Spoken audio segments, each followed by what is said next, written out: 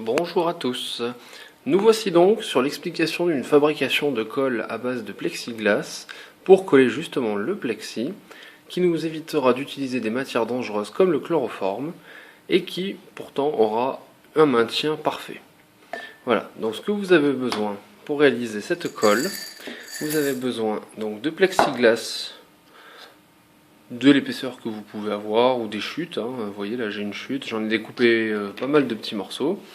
Vous avez besoin, donc pour le découper, moi j'ai utilisé une pince coupante, ça va très bien. Vous aurez besoin aussi donc d'acétone que l'on trouve ici, voilà, un dissolvant. Attention quand même, il y a des précautions d'usage avant de l'utiliser. Vous voyez, c'est un produit inflammable à utiliser avec grande précaution. Si vous avez des gants ou un masque, c'est toujours plus utile que de ne rien avoir.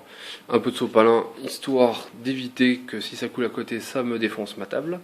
Et vous aurez besoin d'un bocal en verre, comme un bocal de confiture, ou là, accessoirement, c'était des haricots. Voilà, un bocal de verre avec son bouchon, bien entendu. Donc, dans un premier temps, nous mettons nos morceaux de plexi découpés en petits bouts, c'est un peu comme le chocolat, il faut les mettre en petits pour que ça fonde plus vite. Dans le verre prêt à verser l'acétone que je vais ouvrir.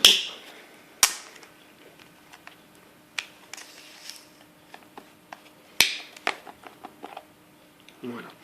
Produit, comme je disais, à utiliser avec précaution. Donc nous voyons à peu près l'épaisseur au fond, il y a à peu près 2 épaisseurs de plexi. Il ne faut pas être trop radin sur l'acétone, car une fois que le plexi va fondre, ça va devenir pâteux. Donc la dose conseillée, c'est 2 doses d'acétone pour une dose de plexi, ce qui représente à peu près en termes de hauteur, si on voit dans ce gobelet, enfin dans ce verre, le double, tout simplement. On fait une hauteur de plexi, 2 hauteurs d'acétone. Voilà, donc ce petit mélange, il faut le laisser reposer jusqu'à ce que ça fonde.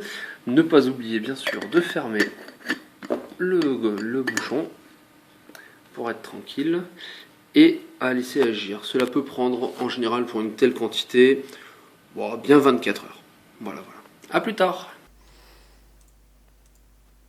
Voici le résultat après 24 heures. La colle est formée, il n'y a plus de morceaux de plexi à l'intérieur. Je l'ai touillé 2 fois peu de temps avant la fin des 24 heures, à peu près aux alentours des 20 heures.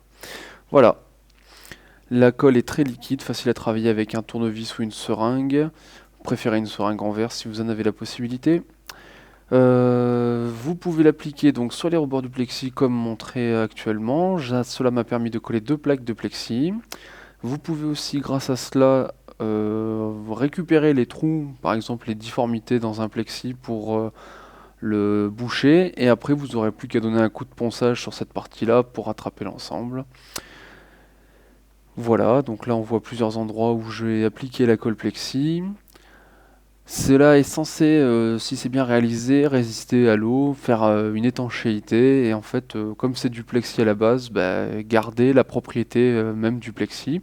Cela sèche très rapidement, que ce soit l'utilisation à l'application, donc attention de ne pas laisser vos outils pour étaler comme le tournevis dehors trop longtemps. Vous aurez un séchage parfait au bout d'1 heure.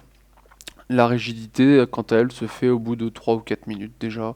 Donc ça se travaille assez rapidement. Voilà.